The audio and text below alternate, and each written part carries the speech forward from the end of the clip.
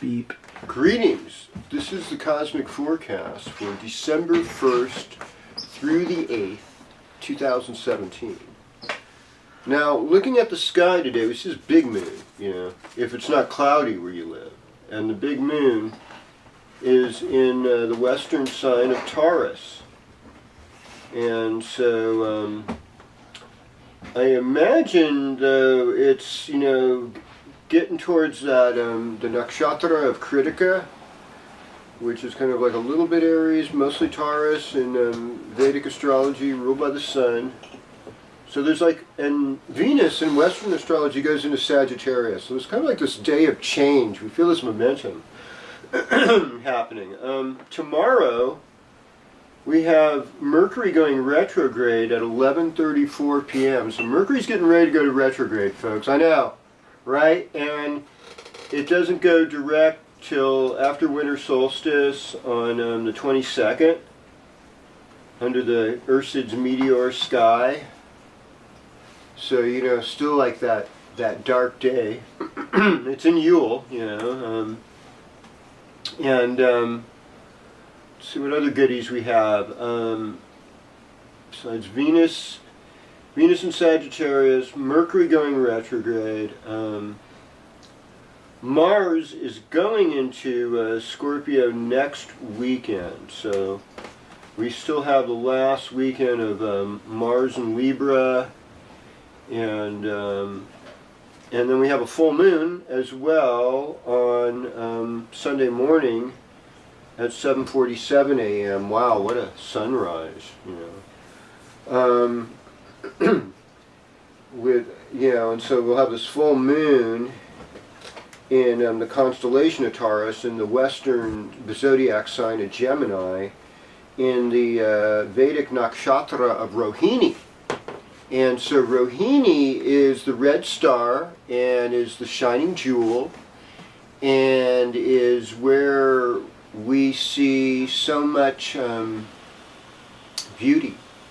Because you've got the constellation of Taurus, which is Venus rule. And Rohini is ruled by the moon. And it also rules like carts and cars. I think it's Brahma is the ruling deity. I'm still kind of I didn't memorize it that well, I guess. So the cart is one of the symbols. I always think of this as I've noticed a lot of people with sun, moon, or rising sign in Rohini really drive nice cars. They own cool vehicles, and I'm sure, everybody wants to make a little extra capital during the holidays, and, I'm sure there'll be all kinds of car deals with this full moon. And, let's see, what else can I say about it? And it's just, there's just this incredible association of beauty and grace and all things feminine. Or I can go to the Western Gemini moon. Oh, it's a lively moon where other people show their other side. And that side should be feminine beauty and grace. And yeah, so it seems like a really, overall, a super fun weekend. And, eventually we're going to have Hanukkah this week. I imagine that starts on the night of the 12th, and there should be the Gemini's meteor shower then too. So, for people celebrating Hanukkah, yes, happy Hanukkah from me to you, who now knows that he's got Jewish DNA too. So, oh my gosh, is there such a thing? Let's see. Well, it couldn't hurt. Oh boy. It's be a mensch, Kev. Do this right. I'm okay. Gotcha. Alright, so Aries, I haven't talked about Uranus in your first house a lot much, lately. I mean, it's in that latter part. So those of you who are born between the 14th and 20th of April, who are Aries suns, you are feeling this more restlessness and excitement and maybe even inspiration, but sudden things, sudden changes have happened that have in some ways energized you. and might have even energized the groups of people around you. You know, it seems like that to some extent. So you're in touch with this kind of thing. And I always like to try to caution myself not to be too reactionary. Emotional person, I get heated up sometimes. And I know that it's better to listen twice and think about things. And it's hard to have a good response when you're in an emotional place. And if you're angry, I guess it lowers your IQ. That really bites. So. Anyhow, back to you, Aries. You've got Mars almost in your 8th house. You know, it's the end of the 7th house. So, you know, sometimes that's like the, you know, we talked about the open enemies thing, people confronting you on stuff, and you wanting to know more. And it's also like it could make your partner actually more of a sweetheart, like the most diplomatic confrontation you've ever had before. You know, it's another way. One of my gurus, one of my teachers, put Mars in the 7th that way, and I was like, everybody just kind of like shook their head and go, "What is? Are you kidding?" I was like, "Okay," you know. And let's see, we've got Mercury and Saturn still together. You know, Mercury being retrograde. It's like, just don't make any sudden plans. Roll with what's in front of you and be really conscious about it. That's the deal. And be open to new discoveries. I really think, you know, like the Mula Nakshatra is really like the call to meditation. It's like, okay, you know, we've done all this materialistic stuff. Let's go deep. Let's move towards healing. Let's move towards alleviating suffering, because we know, you know, the impermanence, you know, so many things. Okay. And, you know, Venus is in a good place for you. It's a place to be giving. It's a place to be loving. Full moon brings fun in the neighborhood. Okay. Good enough. All right. Hello, Taurus. Welcome to your horoscope. So moon's in your 1st house now till Saturday afternoon. And moon in Taurus is a good place to be. So it should be happy, especially that Venus. I think it'll be like a double Venus ruled Friday night. So, you know, there is this cool momentum going on this weekend. You know, it culminates in this, I suppose, after the party brunch. You know, and you're, you know, there's things that are out of your control, but there's things that are still really good for you. And you've been able to build up a certain amount of stamina, that you've been able to heal up, you've been able to organize yourself a little bit better. So this is also improving your world, and in a good way. So we're happy about that.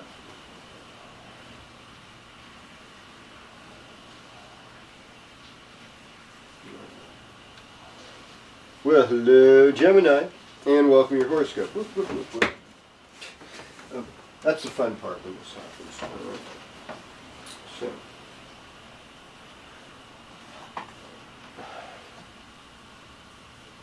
So yeah, full moon in Gemini in Western astrology.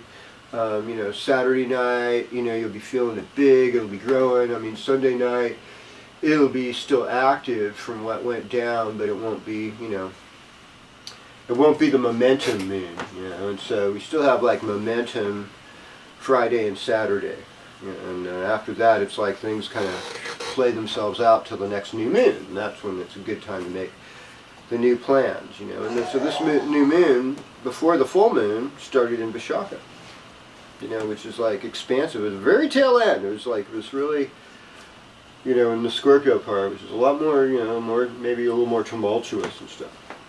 But it's Jupiter ruled. So there's been this choice to go towards the spiritual lately, and I really like this. I'm feeling this vibe really strong, and we're looking at that as in any event helping you health-wise and helping you career-wise, and that stuff looks good. Relationships are taking more center stage now that Venus has moved into your 7th house. In fact, you're more of a sweetheart this full moon. You're going to be extra alluring, and you have to be very careful about you.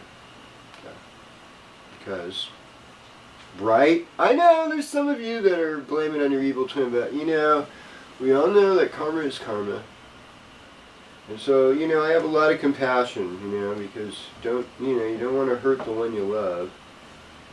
So, relationships are where it's at. I know you're going to be speaking some deep truths, but you're also going to be able to temper it now with Venus's help, and I think you'll be okay.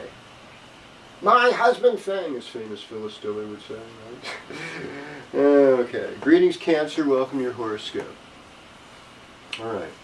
So, I think you'll like Friday night. I think that'll be good. Saturday night's probably going to be more intense. I'd almost say, stay home, meditate, try and get a good night's sleep. That's really important. Let yourself rest. Let yourself come down. Good sleep is super valuable. Runs your day. So once we get, though, later in the week, we're going to have a moon in Cancer, and so that happens on the 4th and the 5th, and even the morning of the 6th, just till the lunch hour. So, on these days will be really productive. There'll be some nice Jupiter aspects. You'll be feeling pretty good. And but otherwise, it's like you got to pace yourself because you got a lot of work in front of you because of all that 6th house activity. And a lot of people break down with colds and flus, so you have to wash your hands a lot. But really, just especially maintain a really healthy diet. So even if you catch a little of something, it's not going to take you down the whole 9 yards like it will other people. Okay. Well, hello, Leo, and welcome to your horoscope. Okay, so the deal with Sagittarius time for you is it's mostly a lot of fun. But since we have Saturn there, there has been this element of seriousness the last couple of years, and it's just like, oh my gosh, how can I open up my heart? How can I move on to better things? And the movement is, I think we have to just go deep.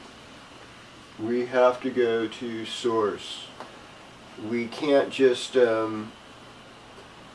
neglect our spiritual life and think everything's okay. And we can't just rationalize it away either, because I think you're going to miss out on a lot of the Ananda. You're going to miss out on a lot of the bliss, and I don't want that to happen.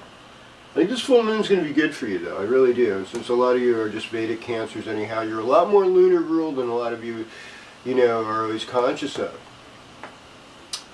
And this is social moon, and there's going to be beautiful people, Rohini people are beautiful, and men are handsome, too.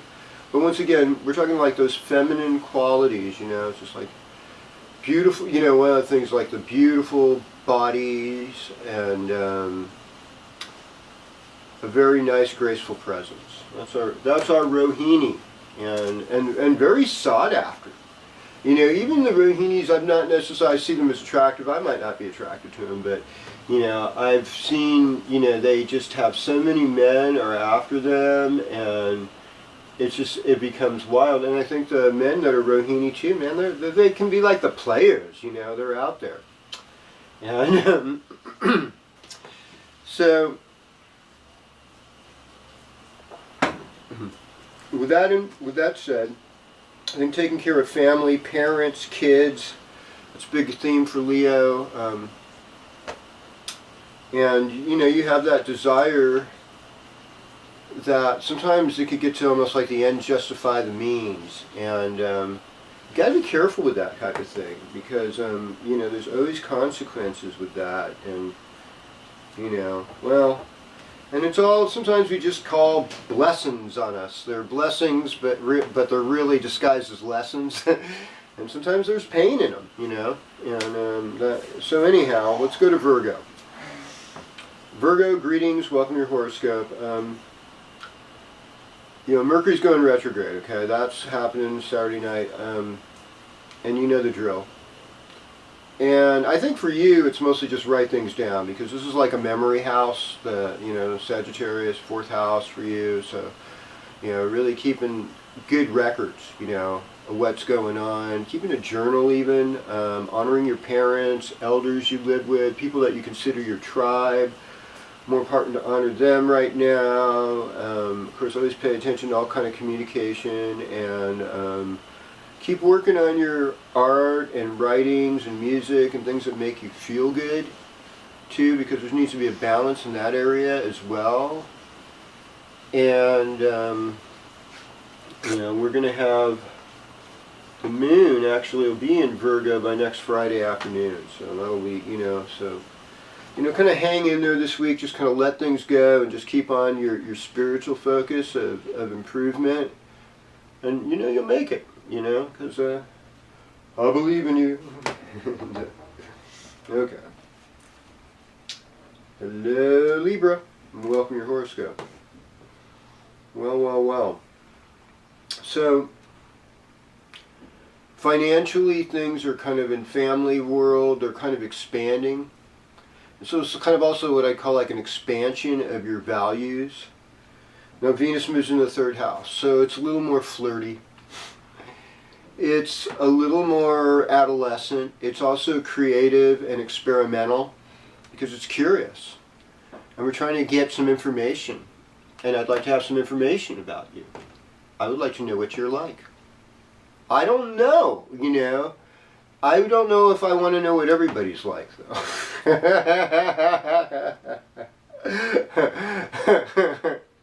Well, everyone is beautiful in every way, and everyone deserves love, and, they don't necessarily deserve it from me, or neither do I. Oh my gosh. Okay, so, things can be crazy in the relationship world with Uranus in the 7th house. Sagittarius in the 3rd house, I think, is a lot about curiosity. And the 3rd house is also a place where you find courage, and since this is your last week of your Mars transit in the 1st house. So I'm talking especially you Libras born around the 20th, 21st, 22nd, you're going to really feel more driven and independent and urgent about something this week, and so you just kind of have to watch for that. And I think, Saturn, with Mercury, it's like slowing us all down about what we talk about. It's just like, okay, I really need to listen. This, I just really need to take all this information slow to make sure I'm grasping what's important. Yeah. So, that's a good thing too. Okay. Moving on. Yes, indeed. Scorpio. So, this is the last week Mars is going to be in the 12th house, but it's already kind of like knocking on the door of the 1st. And it's like, there's this feeling like, okay, I've got to do something. I've got to make these next couple of months really count. What's my game plan? How am I going to go about this? And sometimes creative process requires a slowdown. Now, Sagittarius time is mostly about your values. It's a good time for you to make money, extra money on the side or whatever. It's there for you. The universe is going to, it's kind of mundane, but it's there for you. Especially with Jupiter in your 1st house this year. It's like, do not give up.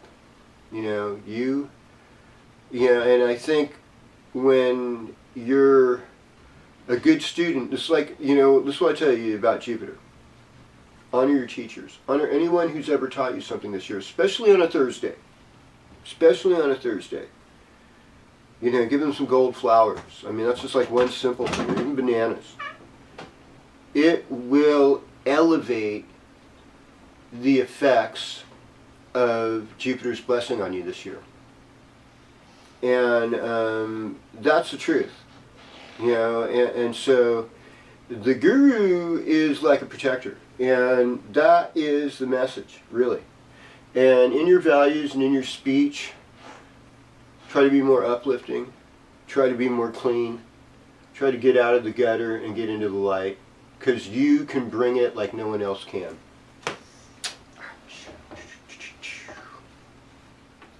All right. So Sagittarius, hello. It is your time of year. You are the flavor of the month, right? We would say that. Of course we...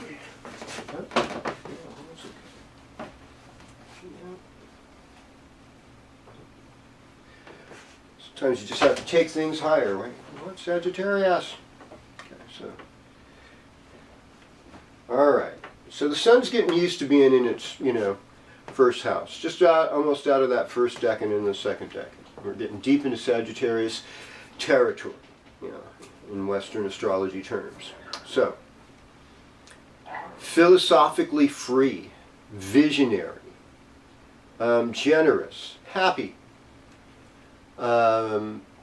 joyful, educated, sometimes skipping steps, being opportunistic, sometimes sarcastic, or attempting to be funny. These are all qualities. Some are lesser, some are more, but they're about us, and we're working with this. We're trying to make this go. We've got Venus in the first house. Hey, we look hot. We Sagittarians out there.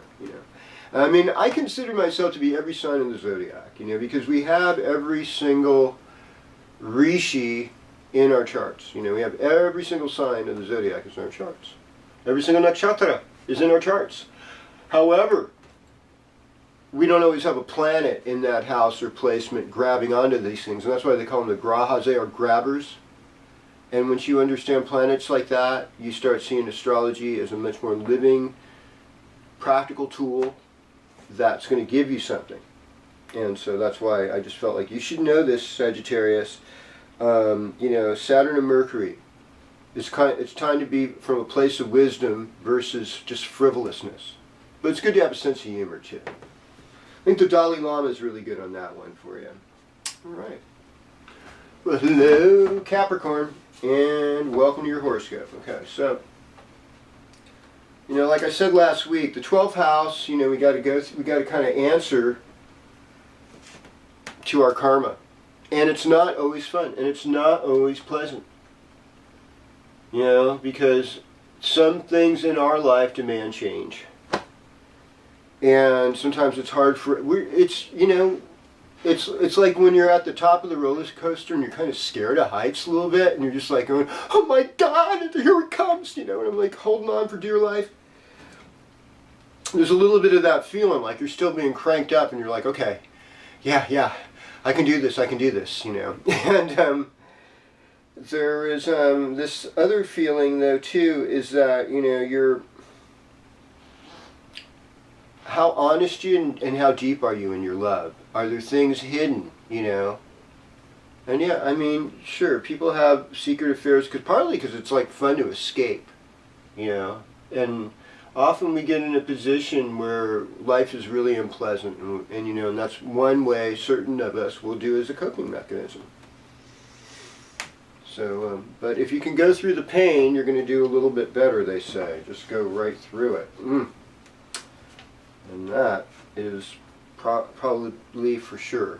And, but we're humans, and I have a lot of compassion for what you're going through, whatever it is. And for Aquarius, greetings Aquarius, it's all about relationships right now. And so allow yourself to be compassionate towards your partner. And because there's like a spiritual connection there, and you have a lot of social life, social things going, and deeper conversations, and it's kind of knocking on that 12th house. The Saturn and the Mercury kind of knocking on that 12th house door of like secrets and deep mysticism, and taking you away to an exotic place you don't know where you're at quite yet. And so it's just important to understand that, and you probably will have some intelligent revelations even while Mercury's in retro. And it's still a time for you to have better career choices and experiences. And you're going to be looking, new opportunities are coming up for you. So I'm loving that. Okay. Pisces, welcome to your horoscope. This is the deal. None of us are able to run everything forever. And, but, when we plan for longevity and we're excited about what we're doing and we respect our health and do create nurturing relationships, we start transmitting more life. We start extending our situation in spite of the sadness, because that's something everyone goes to. And if we start changing our attitude towards our sadness and grief is like, well, this is actually a real gift to me. You actually are able to relate to other human beings deeper because they're finding out they're going through that, and that, you know, we're not alone in this process. And I see you as becoming this amazing leader because of your talent through empathy. Empathizing with other human beings puts you in this awesome place where you'll say the right thing at the right time. And you'll show that you are really mature. And a lot of things you've been anxious about, just chill. They're going to like work themselves out. It's already been done. It's like God's heard your prayer or something. So, and that's really it. And I think that's all you needed to know. And thanks for being with me this week. Enjoy the full moon. Happy Hanukkah, happy holidays. I will be with you next week. We're going to do this again. Planetary Persuader.